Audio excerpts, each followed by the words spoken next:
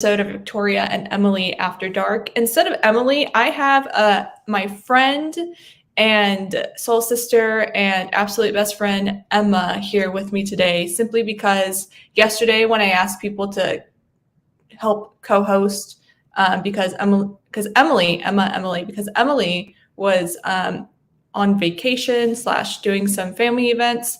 I asked like 4 people and everyone said yes. And instead of saying like, oh no, like don't, like never mind, don't need you, I was like, I'll just record more episodes. So that's why Emma is here with me. Emma, where are you based right now? I'm in Rice, Texas, so that's just a little bit outside of Dallas. And you live on a farm, don't you? Yeah. So the thing about Emma is Emma's not is very young. I'm older than her by a couple months, but she has a whole farm for her and her family. But basically, she's just living the farm life out there. Do you know how many acres is your farm? Do you know? It's 15 acres. And what do you have? Do you have chickens? What animals do you have? We have chickens, we have dogs, we have cats, and our neighbor has cows he like lets his cows come over on our property like all the time. So do you do anything with the cows? Do you milk the cows or anything like that? Oh no, I just watch them. I don't want to get too close to them because he kills them. Oh really? Oh wow. Yeah, and I don't want to grow attachment to the cows.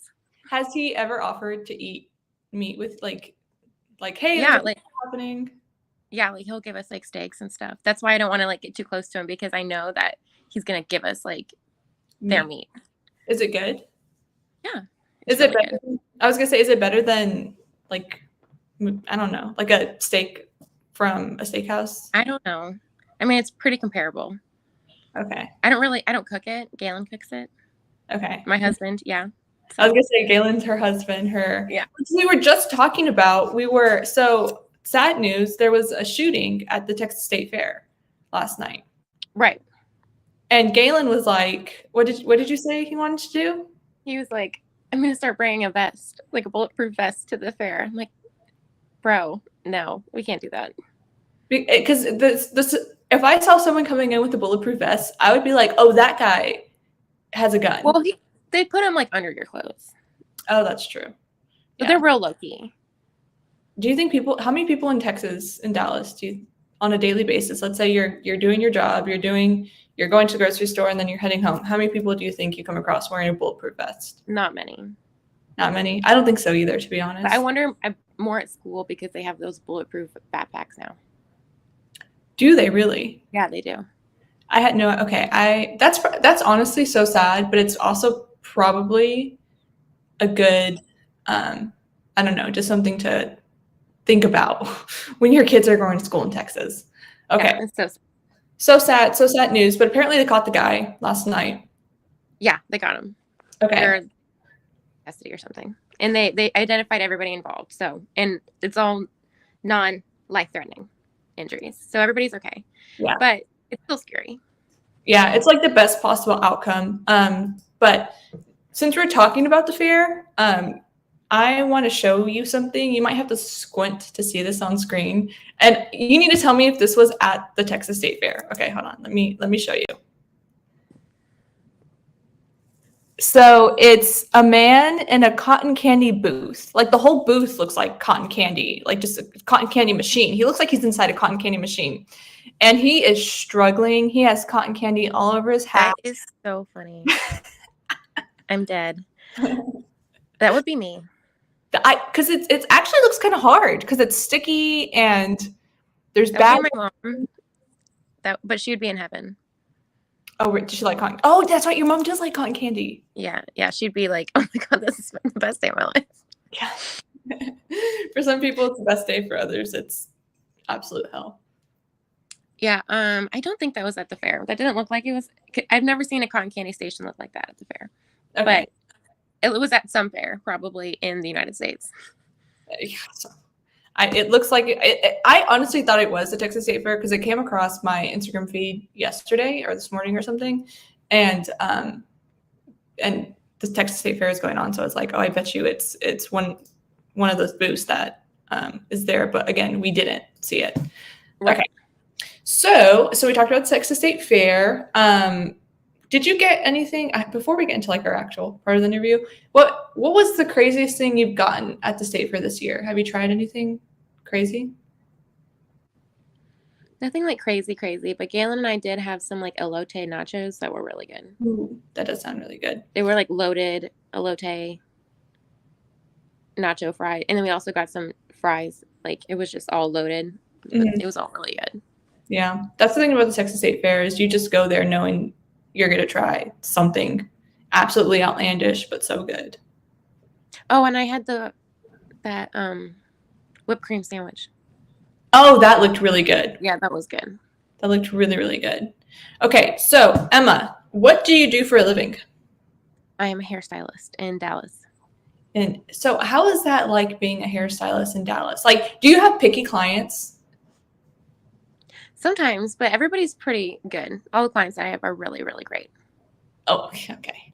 Sure. No, I'm kidding. I believe you because I feel the ones that come into the salon that like keep coming back.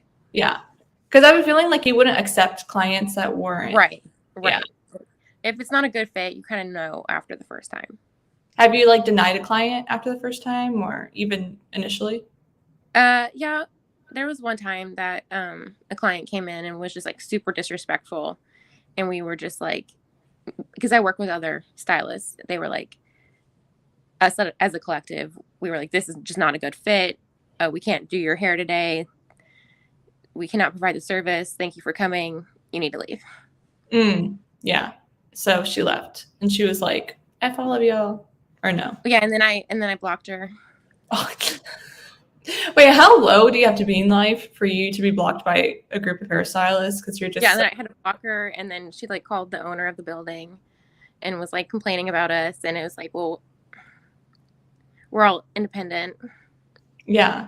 So it's not necessarily. And I never did her hair, so you can't make a complaint about me to like the board or anybody because I never provided any service for you. I denied you a service. Mm-hmm. So you can't complain to the board of like hairstylists, you know, about me. You can't make a complaint about me because I never touched your head.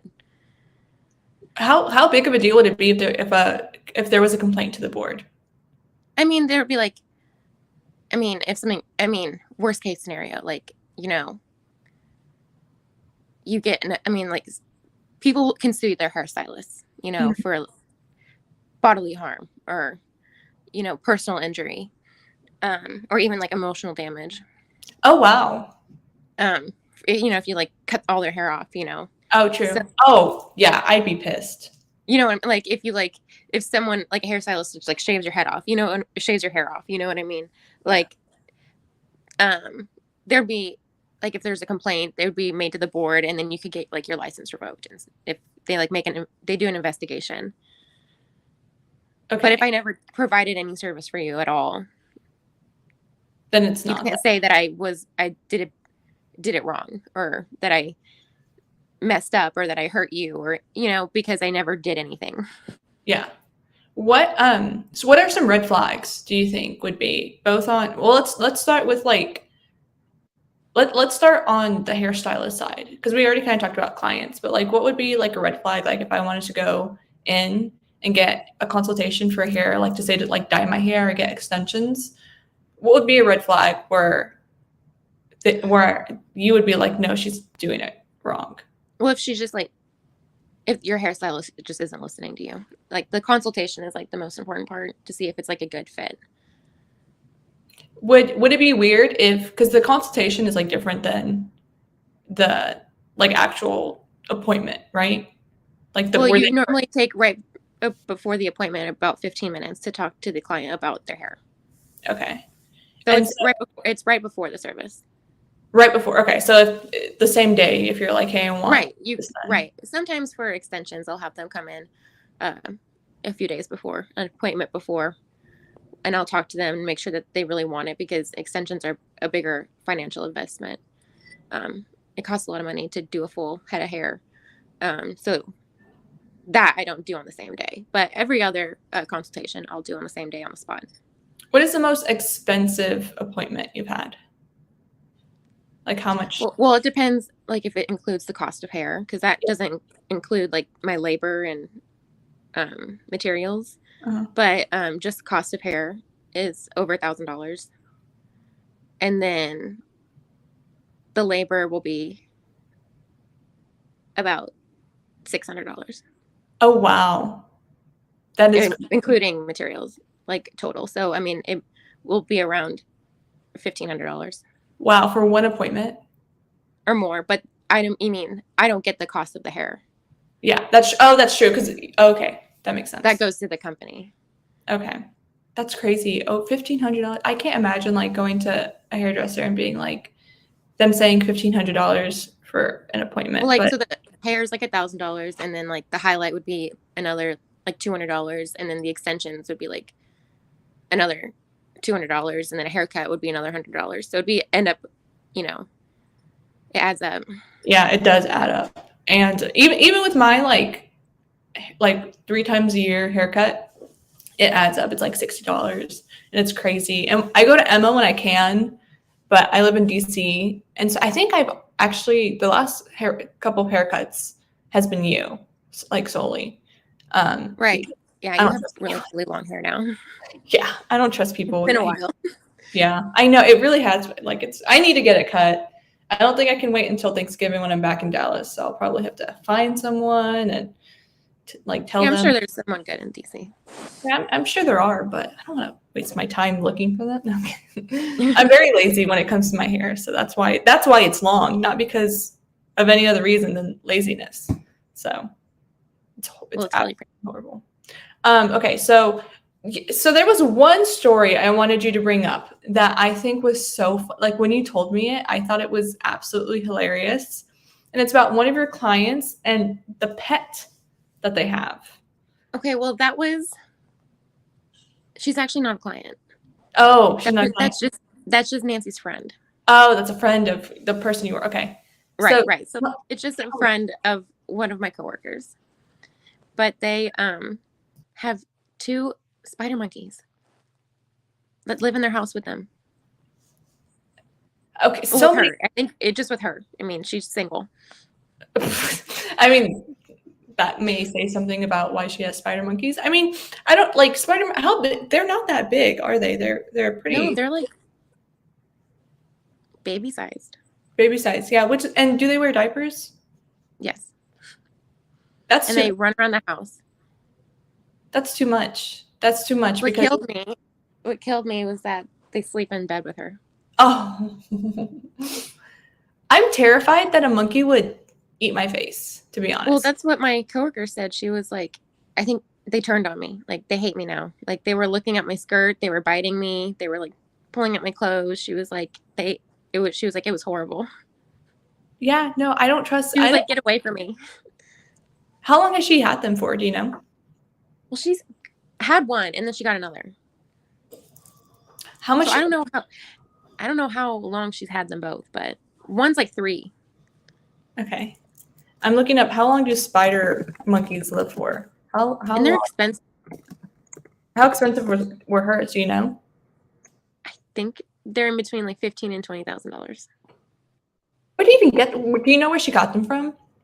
No, but they have wild breeders in Texas. In Texas, yeah, they do. With the big cat breeders, big animal breeders. They're all over here.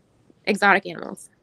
It's actually like a very big, yeah, for people who don't know Texas, there are a lot of exotic animal breeders in Texas.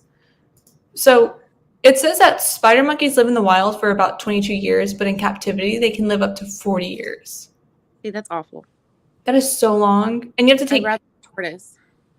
That is true. Tortoises are cool. But you have to change diapers for 40 years if they're going to live with you. Yeah, they don't grow up. Yeah. That is absolutely insane.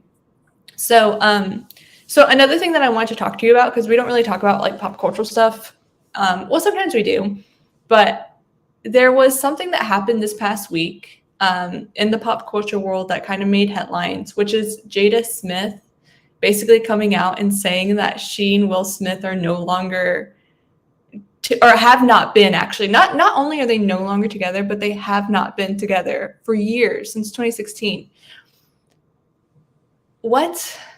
Like what do you have any opinions about like Jada and Will Smith? Like what are your opinions? My opinions. I think they're so stupid. I don't have any respect for them. Like, I lost all respect for them with the or Will Smith with the slap. I think it's just not okay to assault a comedian. I think everything that I've learned about them has been unwilling. I don't give, like the media, it just tells me things about them and I don't care. I don't understand why they're married. So, they said that the reason that she said that the reason that they're still married is because they don't have a good reason not to be divorced or to get a divorce. They're sleeping with other people, though. Yeah, it's absolutely. So is that not a reason to get divorced? I think legally it's not enough reason to get a divorce. Galen was saying that their like assets are too intermingled. That could also be, and also it could also just be like emotional manipulation, trauma bonding. He seems crazy. Yeah, like they both seem crazy, to be honest. Yeah, and like she seems to dog him like every chance she gets, like. Which is like wild. Like she's always talking bad about him. I feel like always, and it's something that I don't understand. Like, as if that's who you call your partner. Number one, why would you talk? Because they say that they're partners, like they're partner. They have a partnership, so that they could stay together for like the kids or something like that. And it's like, okay, number one, if that was someone that you were actually like concerned about, like having a partnership with, why would you go out and talk bad about them? Like, I would understand if you are separated and then that separation gave you room to kind of like talk bad about them because you don't see them. I'm not saying it's a good thing. I'm just saying it makes more sense. Because at the end of the day, she probably still has to go home. Maybe not every day because they might live truly separate lives, but she still has to interact with this man. And well, I feel like Kim hasn't even talked as bad about Kanye as Jada has about Will, That's true. Like, Kim hasn't said anything about Kanye, and she's over here talking about Will so much, and they're still married. Well, that's because Kim has her own business life. She's very successful in what she does. I don't think. Well, she still has little kids too. That's true. She has like 4 little kids. Yeah, Jada doesn't have any little kids anymore. And I don't think she's also as successful in terms of her business ventures. Right, she uses the Will thing to get more attention. Yeah. Because it seems like that's all this memoir is about. It's just like her talking about her previous relationship with Tupac and how she's been separated from Will since 2016 and the slap and all this other stuff. Right. Oh, yeah. And then she didn't even like stand behind him about the slap. She was like, I thought it was a skit.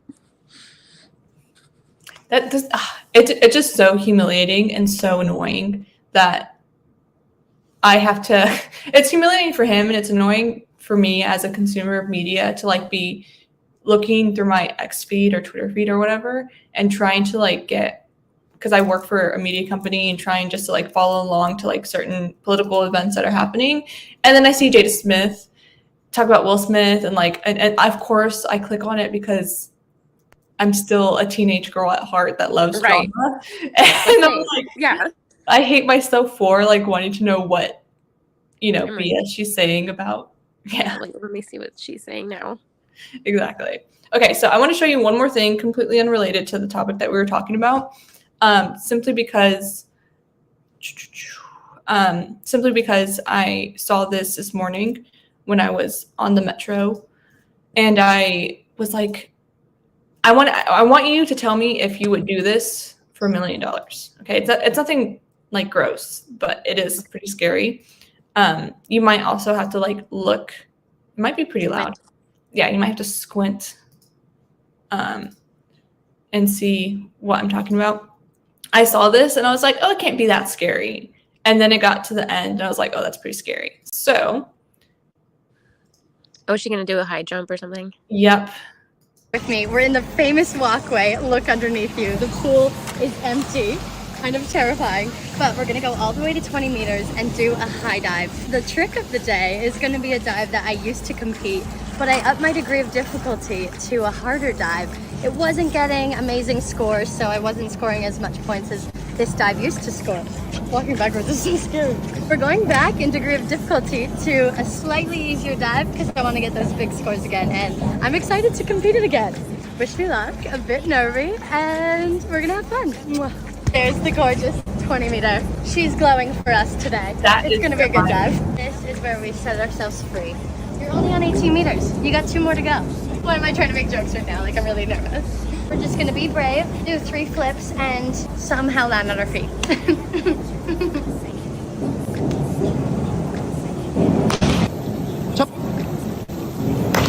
Come high dive with me. We're in the...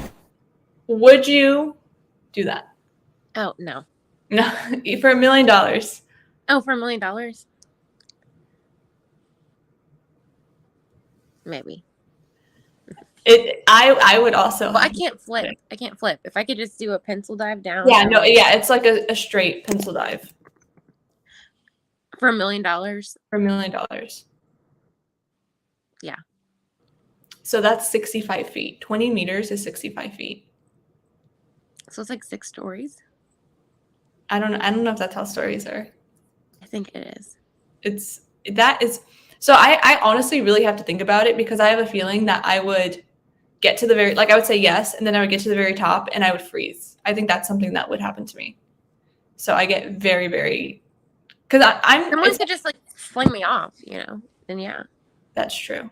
What happens? Who would you choose to push you off? Your husband, your best friend? Yeah, Galen. Yeah, Galen. Be like, we are going to have $1 million. Look at me. Throw me off. Like, listen, it's for the good of both of us, but yeah. I'm gonna need you to launch me off the top of this dive board. Yeah, 5 foot. Oh my goodness. I think I would end up doing it, but I might somehow I might have like a panic attack or give myself like a anxiety attack in the process of doing it. I would just have to do it as fast as possible. That's true, yeah. But you're like someone was in the little makeshift hallway up there with her, like just doing the camera part. Yeah, they must have been another diver or something. I would think so, yeah, because I don't know who else she would get up there with her. I mean, good for her. I mean, that's pretty, like, how do you even, I don't even know. I guess when you're a kid, you just kind of you just work your way up. Yeah, just swim team. That's true. Okay, so that was like the second to last thing, wrapping up this little episode, micro episode. I wanted to know, I didn't ask you to prepare, but do you have any scary stories? Or do you have any like conspiracy theories that you're a big fan of? Oh my God. That just reminded me of, did you see that they found Bigfoot? Did they? They found but there's a video of like someone walking in the brush and they're like, it's Bigfoot. And I'm like, what did it look like, Bigfoot? It looked like a dude with one of those. What are those suits that army people wear that have the grass all over them? Camouflage? Or no, there's this special. Let me look it up. So it looks like it's like a special grass suit that army people. It's like a ghillie suit or something like that. Ghillie. I think it's called a ghillie suit. So it looks like some guy just in a ghillie suit just walking. Yeah, and they're like, oh, but then also I went to Scotland earlier this year, and I was like Loch Ness Monster. And then a few months ago, they had like the biggest search ever for the Loch Ness Monster. Like all the scientists, all the drones, all the submarines, and I'm like, they're gonna find it. Did they find it? Or they're still doing it? No, this was a few months ago, like a month or so ago. So you're a world traveler because you also went to the Caribbean. Is that right? Right, yeah. I've been to 2 countries this year, and I'm probably going to go to a third. Yes, Thailand, which I am absolutely jealous of. I mean, I'm going to San Diego, so I got that going for me. Yeah, that's exciting. Yeah. I love the way you said that. Yeah, that's good for you. Yeah, I'm going to Thailand. Yeah. So so you actually lived on a boat while you were sailing the Caribbean? Well, that was the idea, but there was no AC and there was no toilet. And so me and my friend stayed in the hotel most of the time. Oh, good for you. Yeah.